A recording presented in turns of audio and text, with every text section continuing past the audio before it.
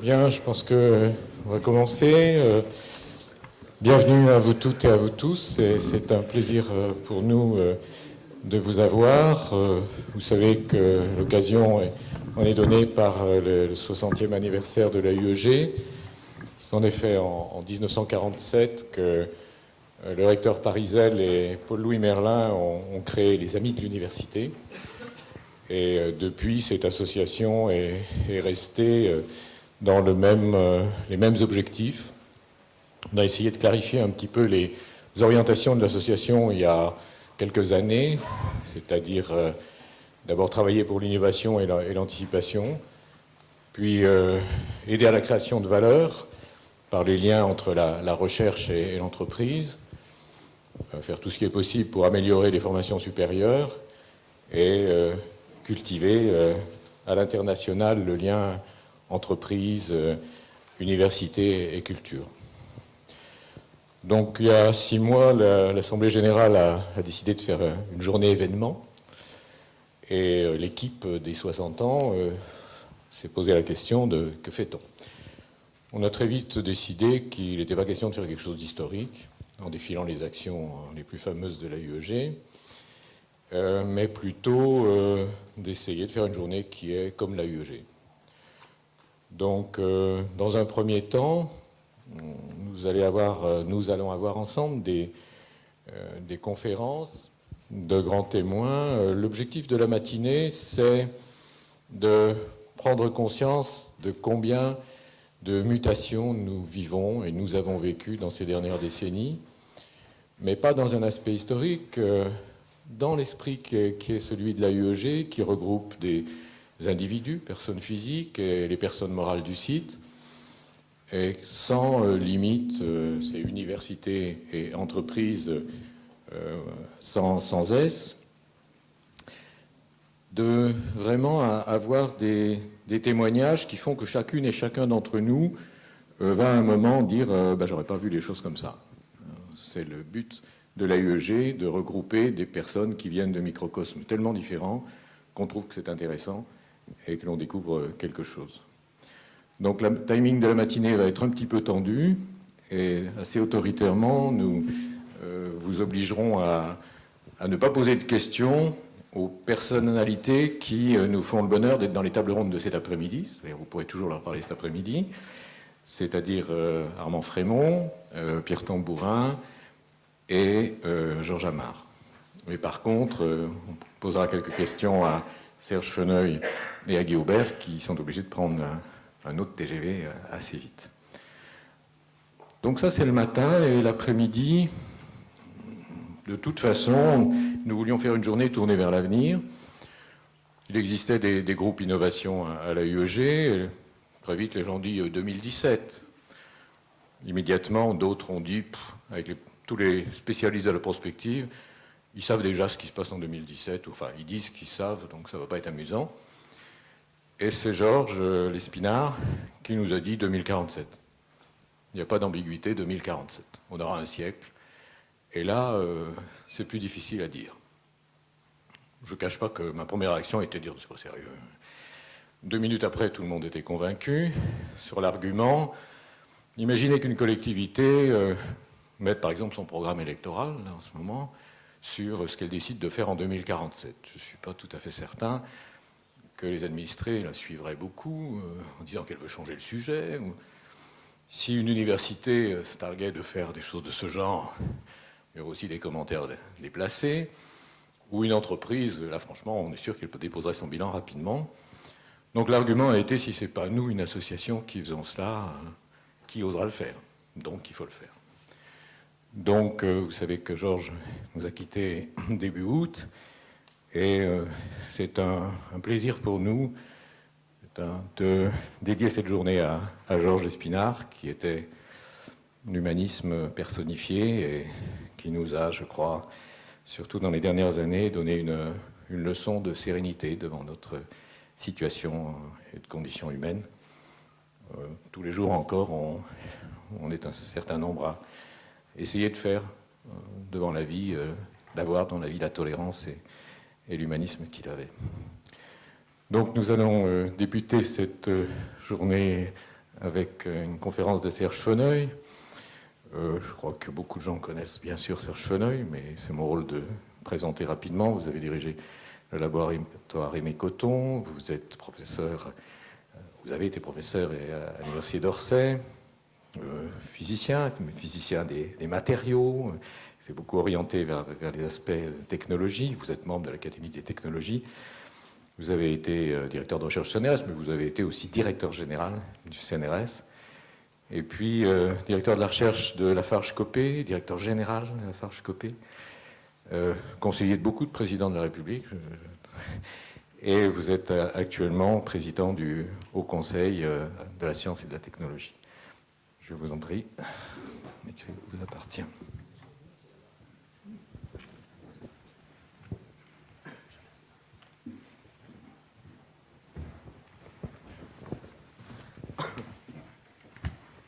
Mesdames, Messieurs, bonjour. Je tiens à dire en préambule à cette intervention toute la joie que j'ai d'être ici aujourd'hui. D'abord parce qu'elle m'a permis de retrouver d'anciens collègues et néanmoins amis, comme dit la formule consacrée. D'autre part, parce qu'elle va me permettre de parler devant vous d'un sujet qui me tient particulièrement à cœur, à savoir la recherche comme outil stratégique de notre pays. Alors, puisqu'il s'agissait de fêter les 60 ans de la UEG, j'ai décidé d'adopter une approche historique et de me retourner sur les 60 années passées, non pas pour céder à une quelconque nostalgie, ni même au plaisir intellectuel de l'historien, mais tout simplement pour essayer de voir s'il y a des leçons à tirer de ces 60 années, sachant que nous sommes aujourd'hui dans une période, et je crois que beaucoup d'entre vous l'ont compris, assez cruciale pour la recherche et l'université française. J'y reviendrai plus tard. Alors, ces 60 ans tombent assez bien d'ailleurs, parce que pour cette réflexion, parce que 1947, année de la création de la UEG, correspond à une période tout à fait fondamentale pour la recherche française, parce que c'est à cette époque, au fond, qu'ont été mis en place, à quelques années près, tous les instruments, tous les modes de fonctionnement de notre université et de notre recherche. Alors, cela dit, permettez-moi d'aller encore un petit peu plus en arrière et de vous citer, pour moi, la première phrase donnant une idée politique du rôle de la recherche. La plus ancienne que j'ai trouvée, c'est celle de Louvois, ministre de la guerre. Vous verrez, le fait qu'il était ministre de la guerre n'est pas du tout sans intérêt pour toute cette réflexion. Et Louvois demandait aux académiciens, qui venaient d'être créés quelques décennies avant, d'abandonner leur rêve de chimiste, comprenez alchimiste bien sûr, et de tourner l'objet de leurs travaux sur toute chose pouvant servir les intérêts du royaume et du roi. Vous voyez, il suffirait de faire quelques transcriptions pour retrouver un langage très moderne. Alors ensuite, la première organisation, à part l'Académie des sciences, qui avait d'ailleurs d'autres objectifs, la première organisation date de 1887. Alors si je demandais à chacun d'entre vous qu'est-ce qui s'est passé en 1887, je ne suis pas sûr que beaucoup pourraient répondre. Eh bien, suite à la défaite de 1870, vous voyez, nous ne quittons pas malheureusement les activités guerrières, la France comprend qu'elle a pris un retard considérable par rapport à la Prusse en matière technologique. Et il est créé une commission des inventions intéressant les armées de terre et de mer. Et cette commission commence à donner de l'argent dans les universités. Et en 1915, le ministre Paul Painlevé en fait un véritable service interministériel et qui a des effets tout à fait importants puisque c'est au sein de cette commission que sera financé le char d'assaut et que sera financé l'avion de Guynemer.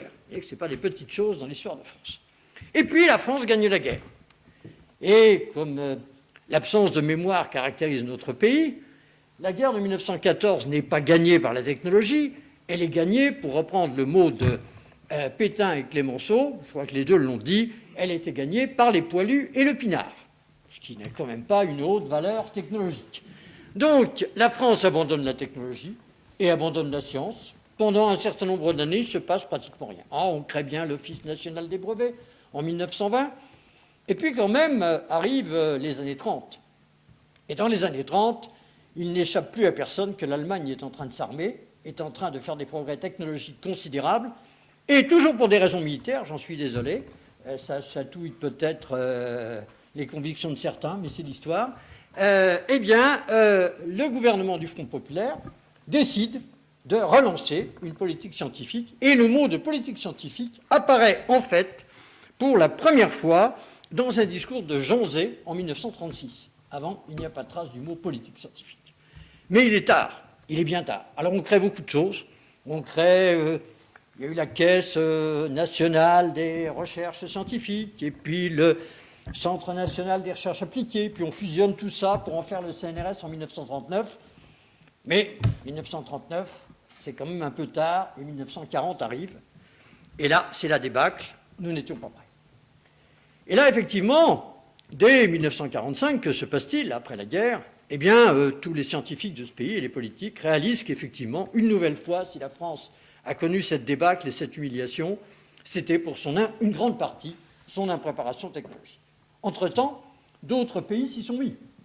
Et s'y sont mis très fortement. Citons les 3 vainqueurs de la Seconde Guerre mondiale, pardonnez-moi de ne pas y mettre la France, les États-Unis, l'URSS et l'Angleterre. Et en plus, ils ont développé à cette époque, tous les 3, ce qui deviendra la Big Science des années 60, c'est-à-dire une recherche qui n'est plus simplement faite par des professeurs et des assistants d'université, comme elle l'était restée dans l'Europe pendant très longtemps, mais une recherche qui devient affaire d'État au sens propre, avec construction de très grands établissements, Los Alamos par exemple, et évidemment le prototype de cette Big Science a été, là encore malheureusement elle est d'origine militaire, le projet Manhattan, qui a appris effectivement à gérer un très grand nombre de scientifiques dans un projet commun.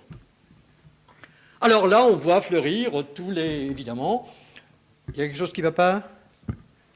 C'est bien maintenant ? Merci. Donc, on voit fleurir toute une organisation de la recherche, création du CEA, vraie création du CNRS, parce qu'on dit que c'est 1939, mais en fait, il ne prend vraiment sa place qu'en 1945. Et puis, la 4e République, finalement, fait beaucoup de choses. Contrairement à une idée reçue, la 4e République prépare toute une série de travaux qui vont permettre l'explosion des années 60. N'oublions pas le colloque de Caen, pour ceux qui l'ont connu. Il y a des gens assez âgés dans cette salle, je pense, pour l'avoir connu. Moi, c'était tout juste, mais enfin, bon. N'oublions pas la création d'un premier sous-secrétariat d'État à la recherche par Mendes France en 1954. Création aussi de ce qui préfigurera les comités de la recherche scientifique et technique qui va être créé en 1958 par le général de Gaulle. Et là, effectivement, nous allons connaître pendant les années 60, et ceci a été préparé par la 4e, je le répète, une sorte d'âge d'or pour la recherche comme outil stratégique. Alors, en quoi ça consiste, justement, un âge d'or pour la recherche en outil stratégique à cette époque ? C'est simple. D'abord, un objectif clair, simple, politique, en un mot. Et dans le cas du général de Gaulle, c'était le mot indépendance. Indépendance énergétique, indépendance militaire. Le mot indépendance, c'était le mot clé. Et il se trouve, alors là, je m'en souviens personnellement, c'est un témoignage de première main, qu'en 1962, j'étais au laboratoire de Bellevue où je préparais mon diplôme d'études supérieures. Je ne sais pas s'il y a encore des gens qui savent ce que c'est, le diplôme d'études supérieures, mais peu importe. Et le général de Gaulle nous a réunis, tous les chercheurs, à Bellevue. Et il nous a fait un discours absolument passionnant, en nous disant... Messieurs, je compte, mesdames, il y avait quelques dames aussi, il n'y avait pas beaucoup à cette époque, je compte sur vous pour assurer l'indépendance de la France. Alors ça, je peux vous dire, quand vous avez 22 ans, vous avez envie d'aller prendre la cour de 304. Hein. On est bien... Et puis, mais ça ne suffit pas. Annoncer un objectif, c'est bien, mais encore faut-il mettre les moyens. Et mettre les moyens et l'organisation correspondante. Et là, on fait ce qu'il faut. Et sont mises en place, effectivement, toute la force du CEA pour assurer l'indépendance énergétique et l'indépendance militaire via le nucléaire. Peu de temps après viendront l'indépendance vis-à-vis de l'espace, avec la création du CNES. Et je pourrais continuer comme ça. Un grand absent toutefois, dans cette stratégie, et j'y reviendrai, la biologie. La biologie n'apparaît pas. Et si vous voulez mon avis, nous payons encore ceci aujourd'hui, mais j'y reviendrai tout à l'heure.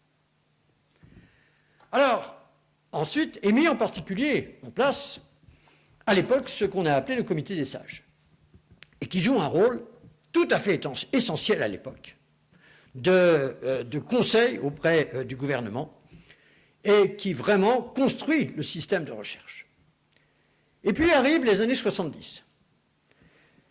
Les années 70 voient des choses qui s'étiolent dans ce domaine. D'abord, on veut appliquer des grands programmes à ce qui n'en ressortent plus. Et en particulier, qu'essaye-t-on de faire? De faire un grand programme qui s'appellera le plan calcul. On n'a pas compris que l'informatique ne relevait pas des approches traditionnelles des grands outils de la Big Science. C'est l'échec total. 4 milliards de francs de l'époque, jetés pratiquement aux orties.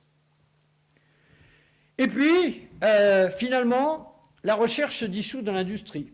Dès 1974, la recherche devient la recherche de M. Dornano, ministre de l'époque, n'est plus ministre de la Recherche, contrairement aux prédécesseurs de l'époque gaullienne, mais devient ministre de la Recherche et de l'Industrie. Et tout ceci devient plus ou moins mou. Le comité des sages existe toujours. J'ai le grand honneur d'y participer à cette époque-là. Mais l'interaction avec le gouvernement, en dépit d'efforts comme ceux de notre collègue Aigrin, par exemple, ne retrouve pas la dynamique qu'il avait dans les années 60. Arrivent les années 80. Arrivent les années 80, changement, alternance, grand espoir dans le milieu chercheur, arrivée de Jean-Pierre Chevènement, qui essaye, d'ailleurs dans la logique de l'époque, liée aux nationalisations, à toute cette ambiance, d'intégrer la recherche dans une grande politique industrielle en même temps.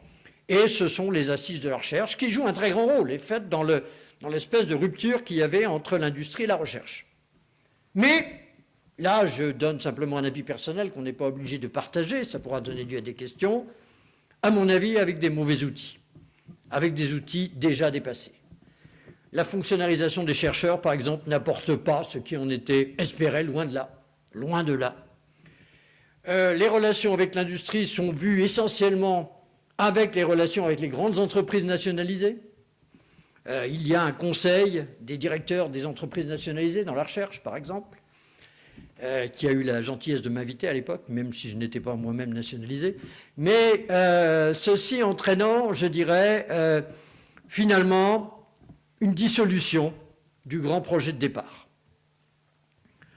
Arrive notre regretté et ami Hubert Curien, qui continue dans la même voie, crée des choses intéressantes, dans le domaine en particulier d'Eureka, qu'il ne faut pas oublier, même si aujourd'hui c'est devenu un peu moins important, et une politique spatiale ambitieuse. Mais, à cette époque, nous manquons, parce que nous avons des outils dépassés, parce que nous avons un système qui ne répond plus, nous manquons les grands tournants qui vont arriver, c'est-à-dire l'industrie des télécommunications, et nous manquons aussi les biotechnologies qui commencent à pointer le bout de leur nez, si je peux m'exprimer ainsi. Et les choses continuent ainsi. Ensuite, bon, nous arrivons dans des périodes que tout le monde connaît, que je ne commenterai pas. Là encore, la politique de la France travaille surtout sur les outils d'organisation de la recherche, beaucoup plus que sur la stratégie. À tel point que nous arrivons dans les années 80, fin des années 90 et début des années 2000, où apparaît une crise extrêmement profonde de la recherche, dont un des symptômes est Sauvons la recherche, qui apparaît essentiellement dans le milieu biologique, comme je l'ai dit tout à l'heure, mais qui ose des idées intéressantes, et en particulier qui ose dire que ce qui monte à la France, c'est véritablement une stratégie. Et effectivement, quand on regarde sur les 30 dernières années, la France n'a plus de stratégie en matière de recherche. Qu'est-ce que ça veut dire? Ça veut dire que, il n'y a plus d'objectif. On ne sait plus pourquoi on fait de la recherche. Alors bien entendu, les chercheurs qui sont en recherche fondamentale, qui vivent dans une communauté internationale, ne subissent pas cet effet-là.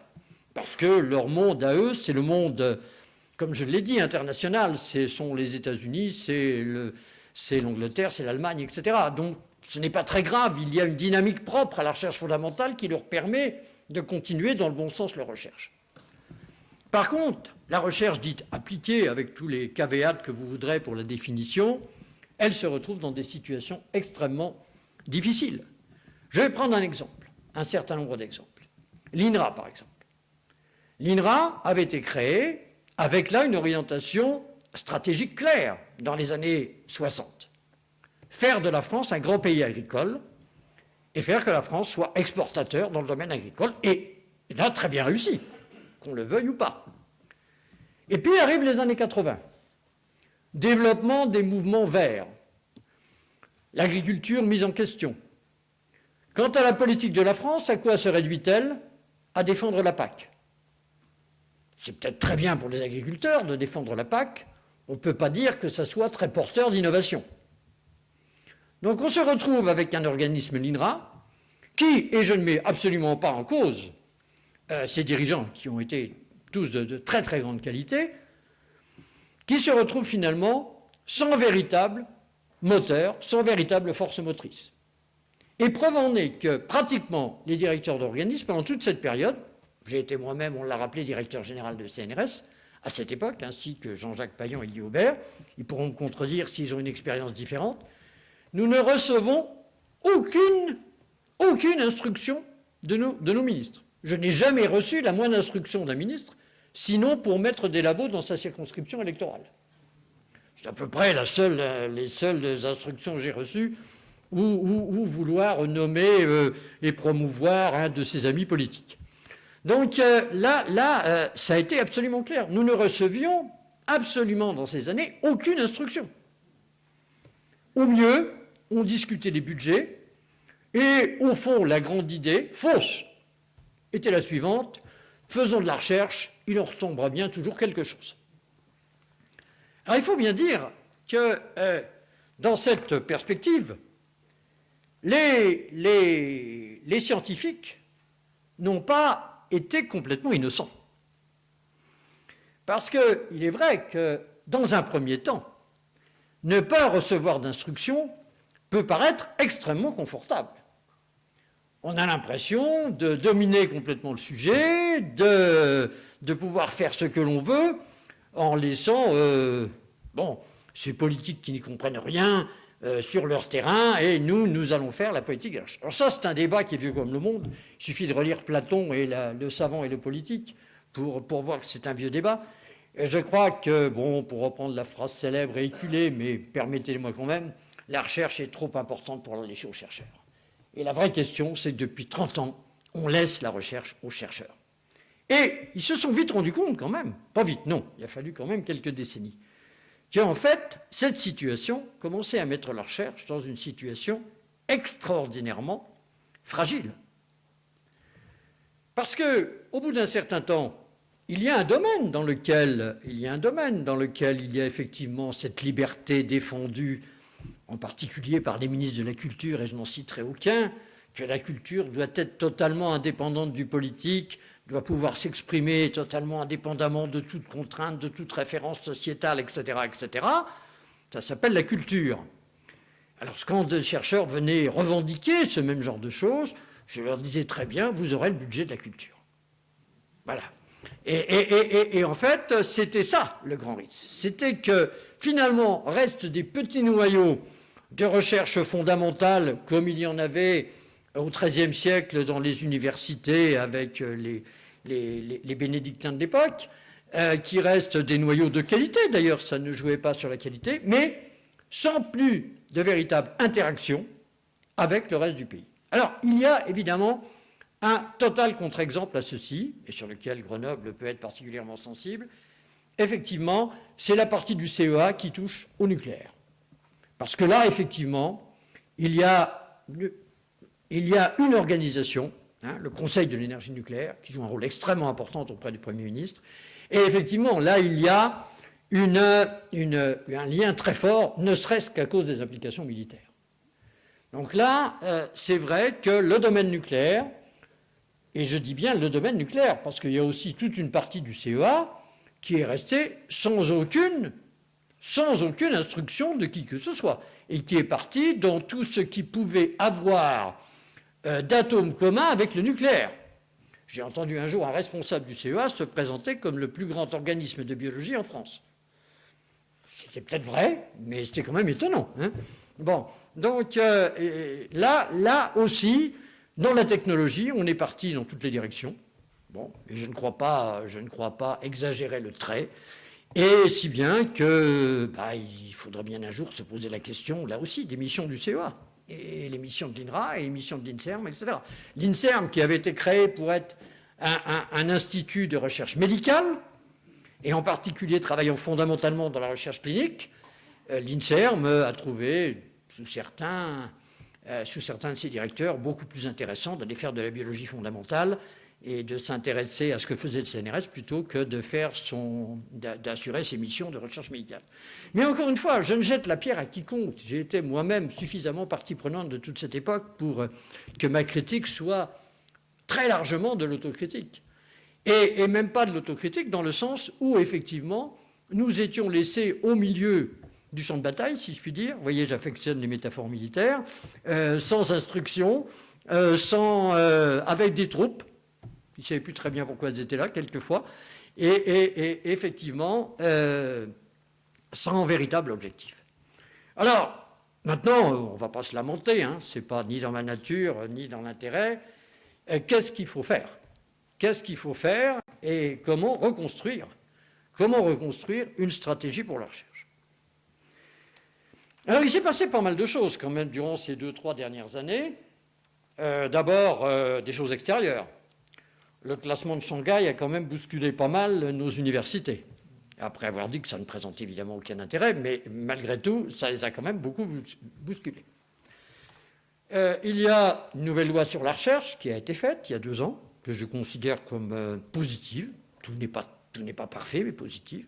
Une nouvelle loi sur les universités, qui elle non plus n'est pas parfaite, mais qui elle aussi offre de grandes possibilités, si les universitaires le veulent. S'ils ne le veulent pas, bien entendu, ceux qui ne voudront pas mourront, ce n'est pas grave. Hein. Vous savez, comme disait Planck, les idées neuves ne triomphent jamais. Heureusement, leurs détracteurs finissent par mourir. Bon, donc ça rend optimiste ce genre de choses. Donc il y a donc depuis 2 ans, 3 ans, un certain nombre d'outils ont été mis en place, auxquels d'ailleurs, si je veux être complètement honnête, je dois ajouter les outils que Claude Allègre avait commencé à mettre, par exemple sur la loi sur l'innovation, la possibilité de détacher les chercheurs. Tout ça, donc nous avons des outils. Mais le problème est que nous n'avons pour l'instant que des outils. Alors les outils, c'est bien l'organisation, mais pourquoi faire ? Et le pourquoi faire et par quel processus les utiliser, ça c'est justement la stratégie. Et aujourd'hui, ceci nous manque. Alors, comme je l'ai dit tout à l'heure, la stratégie commence d'abord par le politique. Et c'est le politique qui a la responsabilité de fixer les objectifs généraux. Et c'est là que le politique a manqué durant ces 30 dernières années. Et c'est de la raison pour laquelle, si vous voulez, dans le cadre de ce Haut Conseil, dont j'assure maintenant la présidence et qui est placé directement auprès du président de la République, nous exhortons les présidents de la République successifs, M. Chirac, lui, il était sur le départ, M. Sarkozy maintenant, à effectivement être beaucoup plus précis dans la définition des politiques publiques. Alors là aussi, il faut être honnête, un certain nombre de politiques publiques ont été exprimées. J'en prendrai une sur laquelle nous avons travaillé durant les premiers mois de notre installation, l'énergie. Il y a une loi de 2005, il semble que peu de gens l'aient lu, c'est dommage, mais une loi 2005 sur la politique énergétique de la France qui, normalement, donne pour la recherche des objectifs extrêmement clairs, extrêmement ambitieux. Je ne suis pas sûr que tous les gens qui ont en charge cette politique énergétique les ont lus, ou même les ont pris en compte. C'est peut-être un petit peu dommage, ça c'est une autre question. Mais en tout cas, là, il y a une politique. Par contre, la santé n'a pas de politique. Si on essaye de trouver les dernières lois de santé publique, qui sont des lois vraiment politique sur la santé publique, il y en a très peu, il n'y en a pas. La dernière loi vraiment politique sur l'agriculture est très ancienne, je n'ose pas dire le chiffre, parce qu'on est toujours dans une logique défense de la PAC, qui est une impasse, en vérité. Et je pourrais continuer comme ça. Un autre problème aussi, la recherche militaire, qu'on semble avoir complètement oubliée durant ces dernières années, alors que dans tous les pays, qu'on le veuille ou qu'on ne le veuille pas, que ça plaise ou que ça ne plaise pas, c'est une force motrice considérable pour la recherche et l'innovation technologique. Donc, il y a effectivement un effort à faire du côté des politiques pour définir un certain nombre d'axes prioritaires. Alors, on ne peut plus les réduire, comme du temps du général de Gaulle, à une phrase ou un mot. Nous sommes dans une société beaucoup trop complexe pour qu'on puisse effectivement réduire ça à un mot aussi emblématique fut-il. Donc, il faut maintenant, je crois, très profondément, adopter des politiques plus sectorielles. Il y a un domaine dans lequel que j'ai oublié tout à l'heure de citer, mais qui est aussi fondamental. Dans la politique étrangère, qu'est-ce que nous voulons faire vis-à-vis des pays en développement ou des pays déjà sur la voie de... On ne dit rien de ça. Rien. Et pourtant, la recherche a un rôle extraordinaire à jouer. Et là aussi, nous avons un organisme qui travaille, que je connais bien, qui s'appelle l'IRD, réunion d'organismes précédents, mais dont, honnêtement, je ne vois pas quelles sont les orientations stratégiques. Là encore, non pas de la faute au directeur, parce que ce n'est pas au directeur à définir les orientations stratégiques de l'IRD, c'est plutôt au ministre des Affaires étrangères. Donc, comment faire? Alors d'abord, là où il existe des politiques, regardez si effectivement les outils que nous avons à notre disposition et les forces que nous avons à notre disposition sont bien en ordre de marche. Et c'est un travail que nous avons fait sur l'énergie. Vous pourrez le lire, il est sur notre site du Haut Conseil, et puis il a été largement diffusé. Et il va apparaître dans le rapport annuel d'activité qui va être largement distribué dans les jours qui viennent. Et nous sommes arrivés à une autre conclusion, c'est que pour qu'une stratégie soit utile, dans quoi que ce soit, dans n'importe quelle organisation humaine, et j'ai été le directeur de la stratégie de la Franche-Comté, par exemple, eh bien, il faut qu'elle se décline. Une stratégie n'est utile que dans la mesure où la stratégie d'un niveau hiérarchique peut être déclinée par le niveau hiérarchique immédiatement en dessous. Si vous n'aimez pas le mot hiérarchique, le niveau d'organisation, peu importe, elle doit pouvoir se décliner. Or, ce qui se passe aujourd'hui, c'est que malheureusement, nous avons un manque de déclinaison dans les stratégies extrêmement fort. Et ça, c'est l'autre point sur lequel je veux insister et qui est ressorti de notre étude sur l'énergie. En effet, les parlementaires ont fait une loi sur l'énergie, ont fixé les objectifs. Et ça s'est arrêté là. Les ministres, et je l'ai vérifié à l'époque, ne l'ont pas prise comme quelque chose réellement qui devait conduire leur politique. C'est resté un texte parmi d'autres. Et à chaque fois que nous étudions un nouveau sujet, et nous avons aussi étudié celui de l'école, mais j'en parlerai pas aujourd'hui, ce n'est pas vraiment le sujet, à chaque fois que nous étudions un sujet, nous sommes frappés par quelque chose de très important, me semble-t-il, pour le sujet que je traite aujourd'hui. C'est qu'en fait,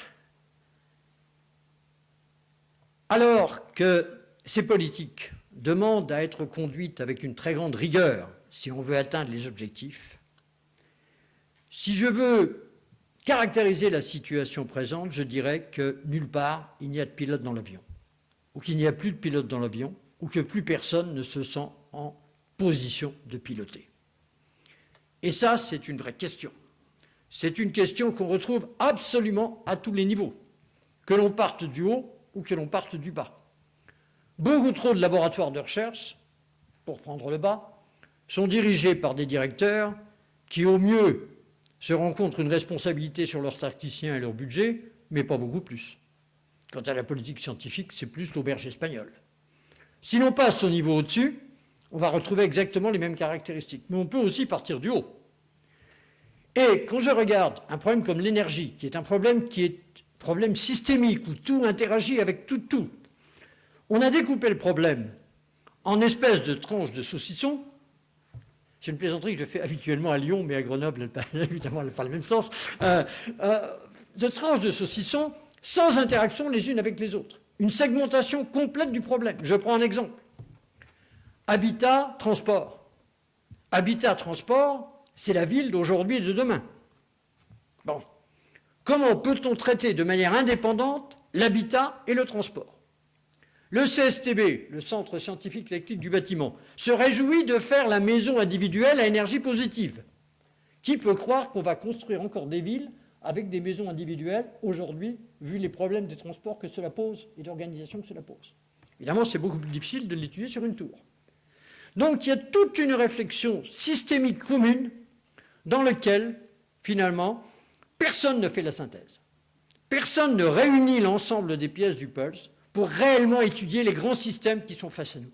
Or, qu'est-ce que c'est les grands systèmes? Les grands systèmes, c'est la ville, je viens de le dire. Mais je pourrais dire exactement la même chose de la santé.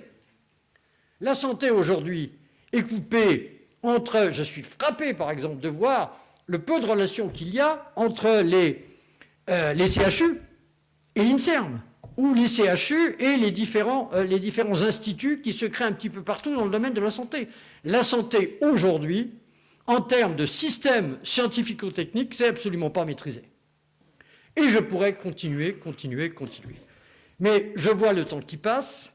J'ai promis de ne pas être trop long pour que vous me posiez des questions. Et je vais essayer de conclure. Alors, encore une fois, je crois qu'il faut aujourd'hui travailler sur les 3 terrains. Il faut travailler sur le terrain politique pour faire que les politiques expriment eux-mêmes des objectifs qui soient des objectifs ambitieux et surtout des objectifs qui puissent être, je le répète, transcrits en termes d'action et qui puissent être déclinés. Il nous faut travailler sur les outils également, parce que si les lois qui ont été votées durant ces 2 dernières années sont des lois qui contiennent un grand nombre de potentialités, ce ne sont aujourd'hui que des potentialités. Et il faut les transformer à la réalisation. Je prendrai un exemple, et je sais que c'est un exemple important pour Grenoble. Il est aberrant, et je pèse mes mots, de continuer depuis 40 ans à avoir des facultés que l'on baptise du nom pompeux d'université. Il faudrait peut-être un jour recréer des vraies universités, arrêter d'avoir 4 universités dans une ville de taille moyenne au niveau mondial, comme Grenoble par exemple, parce qu'au niveau mondial, vous êtes tout petit. Hein. Bon. Et nous, Paris aussi d'ailleurs, bien autant. Donc, arrêtons d'avoir 13 universités à Paris, ce qui fait rigoler tout le monde entre nous. Hein. Donc, pour prendre que cet exemple. Il faut aussi que dans les outils de la recherche, réellement, on n'empile pas les structures, qu'on ne crée pas une agence nationale de la recherche en laissant toutes les autres exister, alors qu'elles font à peu près le même travail. Il y a tout un travail de reconstruction à faire. Les outils le permettent, mais là encore, il faudra la volonté des acteurs pour réellement le réaliser. Et puis, troisièmement, il y a aussi à travailler, et pour moi c'est un chantier énorme, de travailler au niveau des chercheurs, et au niveau des enseignants-chercheurs, et au niveau des acteurs au niveau individuel. Je crois que les logiques de gestion par cohorte, la première ayant été la fonctionnalisation par exemple, ou d'autres, est une logique complètement dépassée. Nous travaillons avec des individus et il faut recréer à l'intérieur du système universitaire et du système de recherche une véritable notion de management humain, c'est-à-dire de rapport entre les uns, des rapports d'hommes ou de femmes, et non pas des rapports de structure à structure. On ne motive pas les individus par leur appartenance à telle ou telle structure. On les motive dans un lieu donné, avec une identité donnée, avec une volonté de faire commune, et non pas avec des abstractions qui leur tombent sous forme plus ou moins administrative. Donc je crois qu'il faut travailler sur ces 3 niveaux, si nous voulons effectivement, et c'était le titre que j'avais donné à ma conférence, transformer la recherche et ne plus en faire un simple secteur d'activité qui rentre dans les statistiques de l'INSEE, mais un véritable outil stratégique au service de notre pays, c'est-à-dire la France. Merci.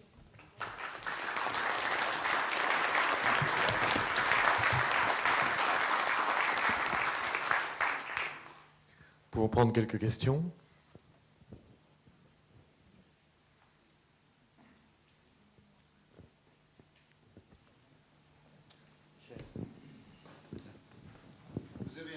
Si vous pouvez vous présenter, j'aimerais bien.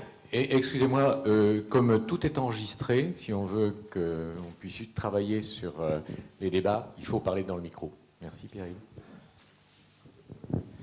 Pierre-Yves Barrère, professeur en retraite, Université des sciences sociales, Université Pierre Mendès France. Ma question concerne le champ géographique d'application des politiques. Vous avez implicitement positionné tout dans le cadre national. Est-ce que des politiques européennes sont envisageables? Une stratégie européenne serait-elle envisageable en matière de recherche? Alors, c'est évidemment la question à 1000 francs, celle-là. C'est bien sûr qu'elle est envisageable. Mais il faut que l'on tire les conséquences de la structure européenne. Nous ne sommes pas dans une structure fédérative européenne, que je sache. Nous ne sommes pas aux États-Unis ou dans des pays à structure fédérative. Nous sommes dans des pays où la structure par État, par nation, reste extrêmement forte.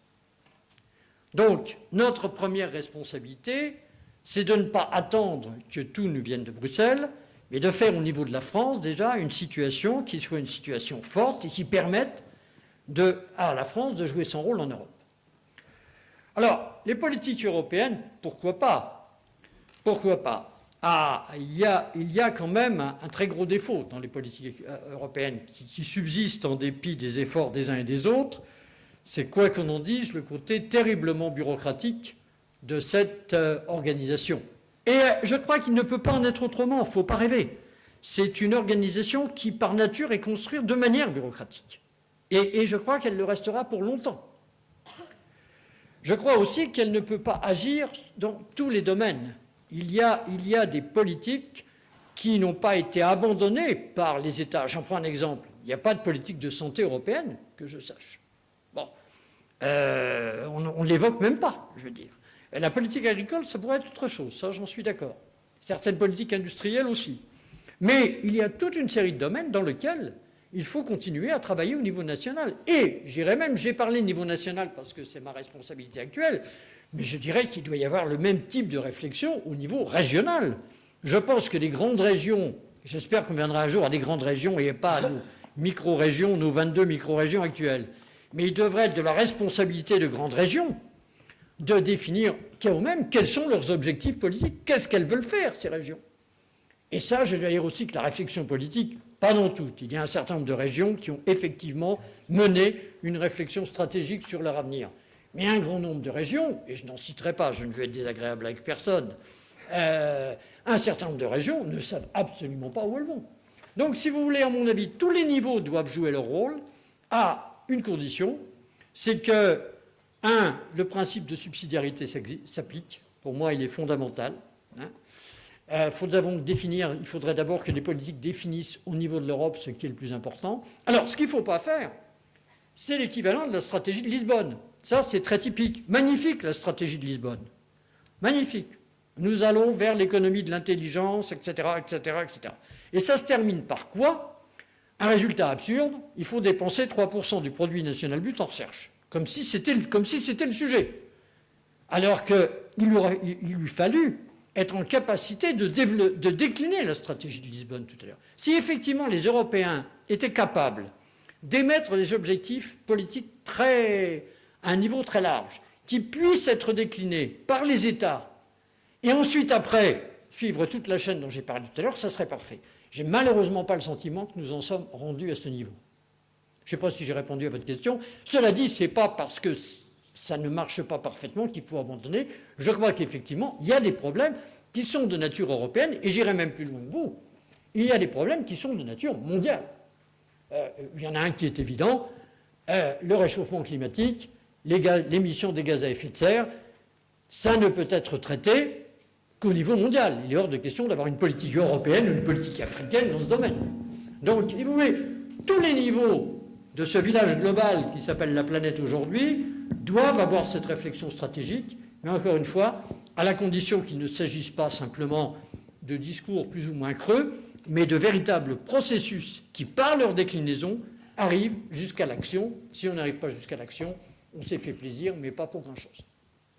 Je vous propose de prendre encore une question. Oui, Pierre Tambourin, biologiste, directeur de recherche à l'INSERM. Vous avez appelé dans votre deuxième point des conclusions à une simplification du système, à la disparition du millefeuille que tout le monde déplore. En tant que président du Haut Conseil, mais aussi en tant qu'ancien directeur général du CNRS, quel destin vous voyez ou quel sort vous voyez aux grands organismes dans le futur dans cet exercice de simplification? Là, vous me mettez sur le grill de l'actualité, parce que tout le monde dit à peu près tout et n'importe quoi sur ce sujet. Je vais essayer d'échapper à la règle, mais ça ne va pas être évident. Bon, si vous voulez, je crois que, soyons clairs quand même, il y a un modèle international qui a fait ses preuves. Et ce modèle international, qu'est-ce que c'est? Ce sont des universités fortes, des universités capables de conduire leur politique, des universités en détail et un financement dont elles ont la responsabilité pleine et entière. C'est pour ça que la loi qui vient de sortir est encore un petit peu timide sur ce terrain. Et derrière ça, il y a autre chose. Derrière ça, il y a un certain nombre d'agences de moyens. Il y a un certain nombre de grands organismes, même aux États-Unis. N'oublions pas qu'il y a une grosse partie de la recherche qui est faite aux États-Unis dans des organismes qui, eux, sont beaucoup plus finalisés. Alors, je crois qu'en France, il faudra que nous allions plus ou moins rapidement vers ce système. Je crois qu'il faut effectivement que le CNRS et l'INSERM, pour ne prendre que ces deux exemples dont vous venez de parler, je crois que vous avez été au CNRS aussi, si je ne me trompe pas, à un certain moment. Bon, donc, je crois que le CNRS et l'INSERM vont devoir évoluer vers plus ou moins ce qu'on appelle des agences de moyens.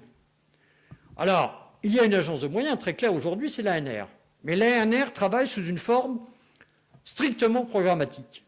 Or, nous savons bien que la forme programmatique n'est pas la seule forme de gestion de la recherche. Il y a beaucoup d'autres, en particulier dans l'attribution des hommes, dans la gestion des hommes. Enfin, je ne vais pas rentrer dans le détail, si vous voulez.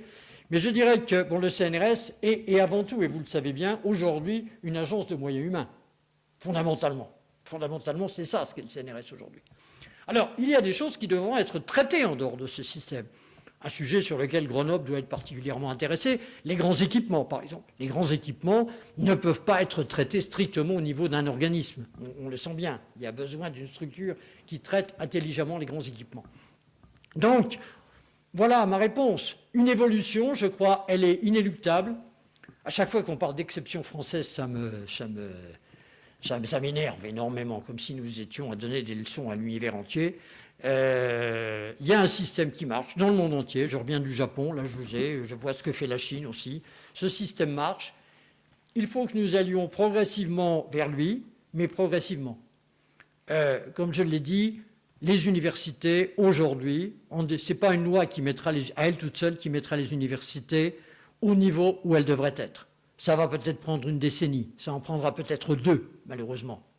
Donc, ça veut dire qu'il faut faire évoluer les choses doucement. Je sais bien que nous n'avons pas beaucoup de temps, par ailleurs, parce que les autres frappent à la porte, si je puis dire.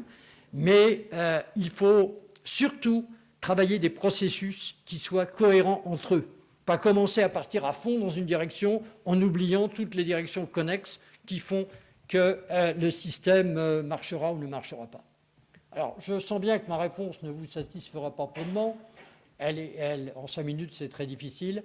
Mais encore une fois, moi, je plaide pour travailler l'ensemble du système recherche-enseignement supérieur justement comme un système et non pas comme des morceaux séparés sur lesquels on agit plus ou moins fort à un moment donné sans tenir compte du reste, ce qui implique évidemment que l'on donne, pour reprendre une formule célèbre, du temps au temps.